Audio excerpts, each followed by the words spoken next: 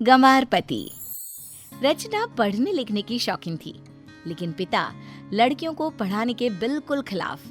शादी के बाद, अरे तुम तो मैथ्स बड़ी अच्छी सॉल्व कर लेती हो, आगे पढ़ाई क्यों नहीं की? पापा को बेटियों को पढ़ाने का मतलब पैसे बर्बाद करना लगता था। वो सोचते थे कि वही पैसा ससुराल वालों को देकर अच्छा सा घर देख ले। लेकिन तुम क्यों नहीं पढ़े? वो इसलिए कि पापा की तबीयत जल्दी खराब हो गई। घर का जमा जमाया बिजनेस था, कौन देखता, तो इसलिए मैंने पढ़ाई को साइड कर बिजनेस में ध्यान लगा लिया। दोनों खूब बातें करते, आपस में अपने शौक और अपनी इच्छाएं सब डिस्कस करते हैं। एक बात बताऊं, मैं पढ़ना चाहती हूँ। मैं चाहती हूँ कि मैं भी कुछ बनूं, समाज में मेरा नाम हो। हाँ, तो इसमें क्या गलत चाहती हो? सही तो है। वैसे भी हम लोगों के घर में नौकर चाकर की कमी नहीं है, ऊपर से 2 गाड़ी ड्राइवर के साथ दरवाजे पर खड़ी होती है। अरे दिक्कत क्या है, शुरू कर दो पढ़ाई। बस अब क्या था, पति से हरी झंडी मिली तो रचना कॉलेज में एडमिशन भी करवा लेती है। लेकिन एक बार, अरे कॉलेज में तो कोई लड़की बिंदी, चूड़ी और सिंदूर नहीं लगाती, फिर मैं एकदम गंवार लगती हूँ वहां पर। अगले रोज रचना घर से बाहर निकलती है तो बिल्कुल सिंपल। अरे रचना, सुहागन के सर का ताज होता है चुटकी भर सिंदूर लेकिन तेरा सर का ताज कहाँ है? अरे वो ये रहा माँ जी, देखिए। रचना ने बाल हटाए तो छुपा हुआ सिंदूर माँ जी को दिखा।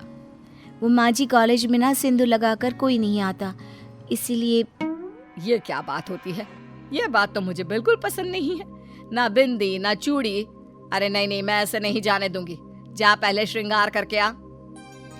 अब रचना को सास पर बहुत गुस्सा आता है।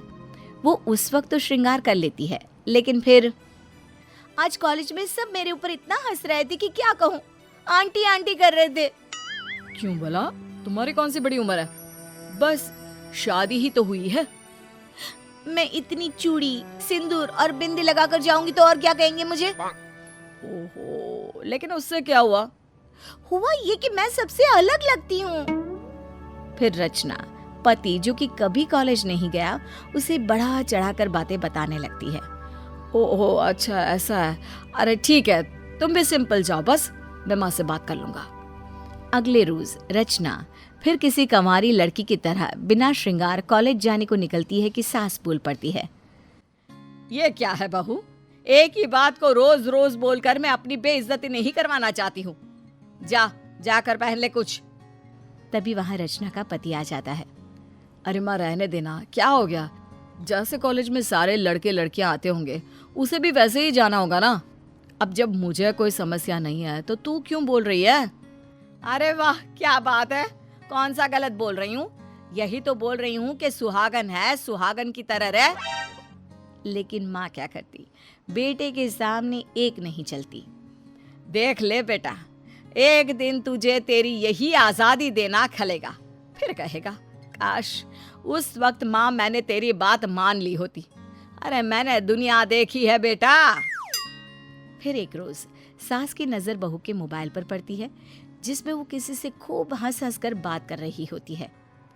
क्यों रे, कौन है? हाँ, अरे वो माँ आ गई, रखती हूँ।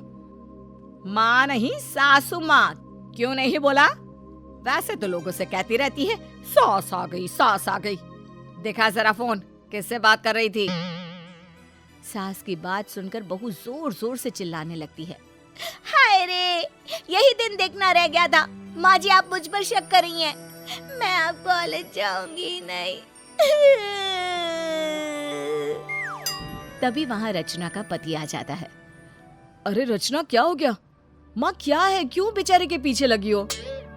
मैं मुक्ता से बात कर रही थी, ये आ गई। मैंने कहा माँ आ गई है, फिर बात करती हूँ। तो ये बोलने लगी कि फोन दिखाओ, मैं किसी लड़के से। रचना के पति को माँ पर गुस्सा आ जाता है। माँ क्या है ये, आज तो तूने सारी हदें ही पार कर दी। अरे किसी को तो घर में पढ़ा लिखा होने दे माँ। अरे बेटा, मैं तो बस ये बोल रही हूँ कि एक बार फोन दिखा, किससे बात कर रही थी? बहू के सर से ये बात सुनकर पसीना बहने लगता है। हाँ हाँ, लो लो देख लो। देखा देखा इसको कितना डर लग रहा है। अरे नहीं देखना मुझे कोई मोबाइल, मुझे मेरी बीवी पर पूरा यकीन है। सास क्या कहती, वहां से चली जाती है। अगले रोज रचना ड्राइवर वाली लंबी कार में कॉलेज पहुंचती है। ड्राइवर, कार अंदर ले चलो और मेन एंट्री पर रुकना, और हाँ, उतरकर मेरे लिए गेट भी खोलना। ड्राइवर जो कि उस घर का काफी पुराना ड्राइवर होता है। अरे रचना बेटा, कार अंदर ले जाना ठीक नहीं लगेगा। और रचना ड्राइवर को जोर से डांटती है। जैसा कहा है वैसा करो, नहीं तो नौकरी से बाहर। ड्राइवर वैसा ही करता है, जिसे सामने खड़े उसके क्लास के लड़के लड़कियां देखते हैं। वाओ रचना, ये कार किसकी है? शाम को टाइम पर आ जाना, नहीं तो पता है ना। यार ये मेरे पापा की है, वो मुझसे इतना प्यार करते हैं ना, वो बिल्कुल भी नहीं चाहते कि मैं एक कदम भी पैदल चलूं। तभी तो देखो, मैं ड्राइवर को बोलती रह गई कि मुझे यहीं बाहर उतार दो, बाहर उतार दो, लेकिन नहीं, बोलने लगा साहब का ऑर्डर है। अब क्या था, रचना क्लास में सबसे झूठ बोलना शुरू कर देती है। यार तुम इतनी ब्यूटीफुल हो और अमीर भी, काश मेरी शादी तुमसे हो जाती। अरे तू क्या कम अमीर है, तेरे पापा के पास भी तो बड़ा पैसा है। हाय रे, किस्मत हो तो रचना जैसी, पापा भी पैसे वाले और लड़के ने शादी के लिए प्रपोज किया तो वो भी पैसे वाला। हे भगवान, मेरे पापा के पास तो कार नहीं, लेकिन मेरा पति इतना केयरिंग देना जितना रचना के पापा। रचना लड़के के प्रपोजल से घबरा जाती है। क्यों रचना, प्रपोजल को हाँ समझू? घबरा तो ऐसे रही हो जैसे कहीं तुम शादीशुदा हो। अरे नहीं नहीं, पागल हो क्या? बिल्कुल भी नहीं, मैं शादीशुदा लग रही हूँ क्या? ना ना, बिल्कुल भी नहीं, तभी तो प्रपोज किया है। रचना उस लड़के को देखती है, लंबा चौड़ा खूबसूरत जवान लड़का। अब उसे अपने पति से नफरत होने लगती है। एक दिन, काश काश मेरी शादी रोहन से होती, कितना हैंडसम है वो। लेकिन अब तो सारा जीवन, पापा को भी क्या जल्दी थी मेरी शादी करवाने की। अब रचना झूठ बोलकर रोहन से मिलने लगती है, कॉफी पीने जाती और अपने पति से कम बात करती। फिर एक दिन, रोहन, अगर मैं तुमसे कहूँ कि मैं शादीशुदा हूँ तो क्या फिर भी तुम मेरे साथ रहना चाहोगे? अरे मैं तो तब भी मजाक ही कर रहा था। शादीशुदा?